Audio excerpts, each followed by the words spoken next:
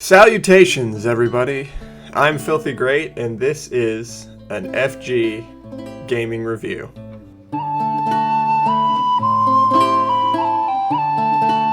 Today we're going to talk about Final Fantasy Crystal Chronicles Remastered. To preface here, the original Final Fantasy Crystal Chronicles is a game that I grew up playing, loving, beat it multiple times with my brothers, beat it again in college with some roommates, beat it with some friends back in high school. So overall, this game is near and dear to my heart. This is going to be the first review of this game. I'm currently in the middle of playing the game, and I have not beaten the final boss. So later on, when I beat Mount Velange, I will give you a second review of the post-game, new dungeons, and everything new that the game has to offer. So for those who don't know, the premise of this game is you are a group of caravanners who live in a world surrounded by basically a poison called miasma. Your goal is to collect drops of myrrh in order to restore a crystal in your town every year. The crystal keeps the town safe from the miasma, and as explorers, or as a caravan, you have a small crystal that you use to keep your caravan safe. Creates a ring around you, and all the players have to stay within the ring as you progress through the dungeons. You progress through the dungeons one at a time, fighting multiple enemies, collecting treasure, and then at the end of the dungeon there is a boss who you then will fight together as a group, or solo if you're playing solo, and then you will collect a drop of myrrh from a tree, and you will get an artifact, which is basically like a permanent stat upgrade, and you will also get to receive a letter from your family or somebody in the game and respond to that letter. But let's talk about the game and its features as it relates to this review.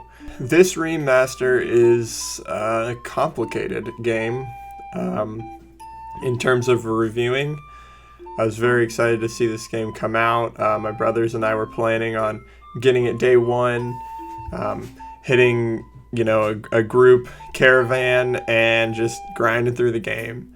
And when the game dropped and there was no local multiplayer, it was definitely a little bit of a disappointment. So the game does not have local multiplayer like the original. It does support online play, and it does support cross-platform play. The cross-platform play is playable with PlayStation 4, Nintendo Switch, iPhone, and Android devices. It also has a free version that you can play the first 3 dungeons. You cannot collect a third drop of myrrh, so you have to actually be selective of which of the 3 dungeons you want to host, because you will be locked out of hosting the 3rd dungeon. You are able in the free version to play with friends as long as they host any of the dungeons up until the final dungeon. I believe the final dungeon is locked out of play.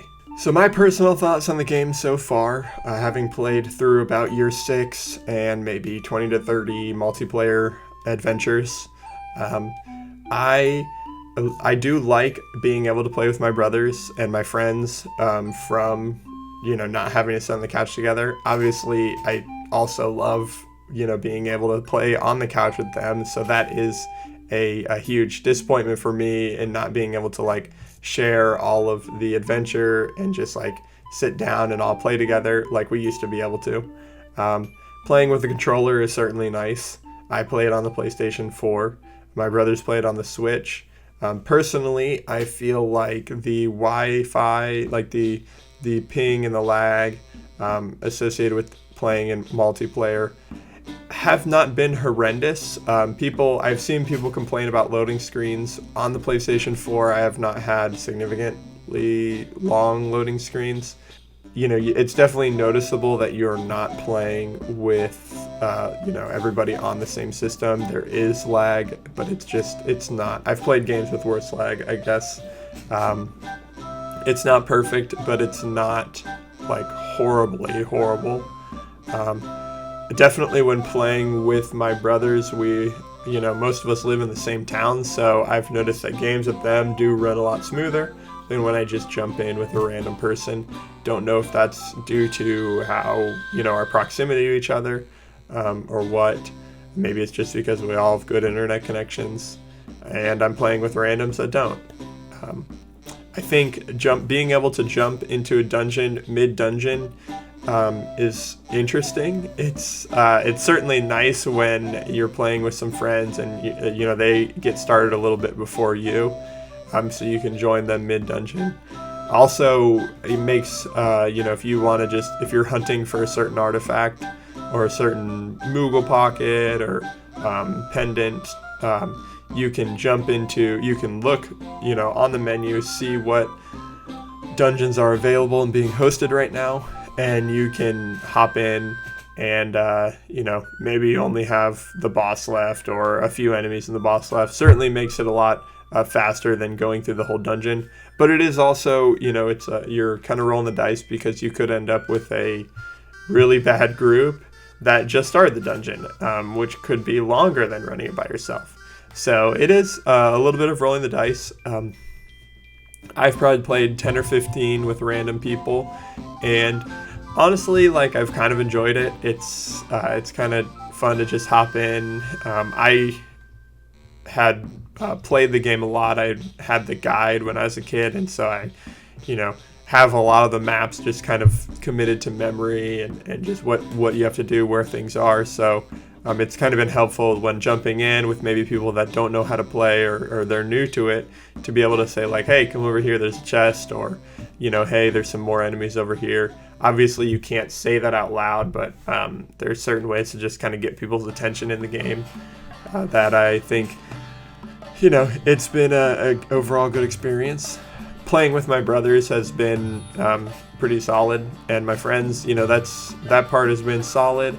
But again, not being able to be in the same caravan, not being able to go to towns together, it's definitely sad. But it really, the menu switching hosts and all that, it takes maybe a minute or two between levels, but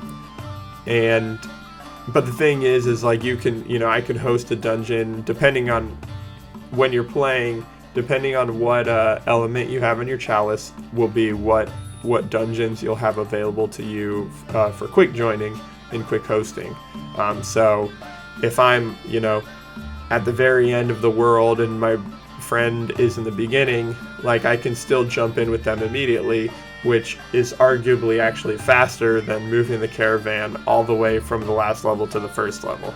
So it's the little things like that that I think make it maybe not as bad as some people say it is. This is my review, and so I encourage people to try games for themselves. Not everybody's going to agree with me. Maybe some people will. But I give this game, to this point in the game, not including the end game and the post game, I will give it a 7.5 out of 10.